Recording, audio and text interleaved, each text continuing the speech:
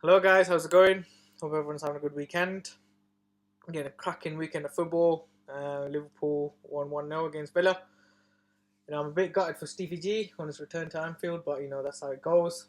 The UFC's on tomorrow as well, so it's good. And the F1 was on today as well, man. It's unreal.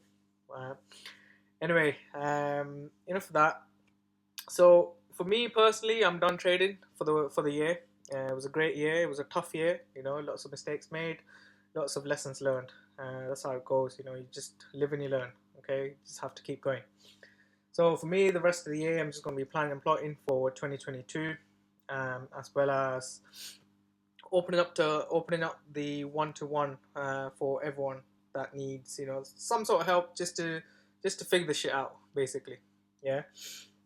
So with the one-to-ones, I've not fully decided on exactly how I'm going to do it, but within the next couple of days, I have something up on the Telegram for with more information on how it's actually going to be done. Because I started all this just to provide value, and that is I just want to provide as much value as I can. Okay, so that's all. Okay, that's all that side of things. Now back to the actual trading aspect. So EU and GU today. So starting with the EU. Okay, on the weekly, we've basically reacted from this weekly demand. Okay, we've not got a solid reaction yet. We've got basically these you know dodgy candles or whatever you want to call these candles. Okay, now of course there's imbalance left below here. So we could go lower into some of these extreme demand zones. But for me, looking at the lower time frame, which we'll go into, I can see, from getting a pullback from here into some of these zones here will make sense. Okay, so jumping down to the daily first. Okay, pretty much the same as the weekly. Okay, so we've just been breaking structure to the downside, reacting from this demand zone, and what I would really want is to see a nice deep correction from here. Okay, now this would make a bit more sense when we look at the 4 hour chart. Okay, now before I do anything, before I say anything with regards to this price action, just bear in mind, we've got imbalance here, we've got imbalance here, which needs to be filled. Okay, we've even got imbalance out here. Okay, which essentially started this whole move. Okay, so we essentially took out liquidity here, and this ended up creating this whole melt to the downside, right? So with regards to the 4 hour currently, okay, what's happened here is we've had our SMS. Let me just delete this quickly. We had our SMS, we've had our BMS and our major BMS, right? And then price broke structure again to the upside, right? Now we then we have this demand zone here, okay, which this wick failed to mitigate. Okay, this was then used as liquidity to then mitigate that zone. Okay, just about mitigated it. Okay, from here, what we can see is the latest supply has been taken out. Okay, and this move is being so impulsive. Okay, we can clearly see an intention to push higher from here. Okay, so putting everything into perspective, we're in a weekly demand zone. We've reacted quite nicely here. Looking at it from a 4 hour standpoint. Okay, we've had our breaks to the upside. We then came down to mitigate, and then we had a break again. Okay, of this last supply zone. Okay, so jumping down, what we can see. Okay, but just before that, actually, we then essentially what we did, we came down to this wick point of interest, and then we've got that nice reaction again. Okay, so looking at it from a 15-minute standpoint, what we can see is our SMS, BMS, major BMS, and all I'll be looking for, right, is price to come down to this wick POI here, or even this demand zone here. Okay, Now it's up to you what POI you pick. It's completely up to you. Wait for your confirmation. Just make sure you get nice price delivery into these zones. Okay, maybe the extreme here, to then look to push higher. Okay, so this is kind of what I'd be looking for if I was, trading going into the week on EU. Right, so I think this is a fitting time to say that we've hit 100 subscribers, and I generally mean we, because without everyone's help and support, I would have never been able to do this. Right, 2 weeks ago, a week and a half ago, I was sitting at like 22 subscribers. So, this is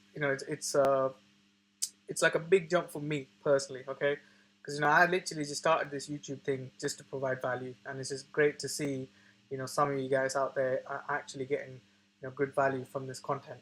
So if you've not already done so, get subscribing, and if you do like the content, the videos that I'm posting, please do give it a like and share. Okay, so with GU, slightly different. I'm gonna start here on the monthly. Okay, reason being is we are basically reacting from a monthly demand. Okay, so this definitely is telling us something.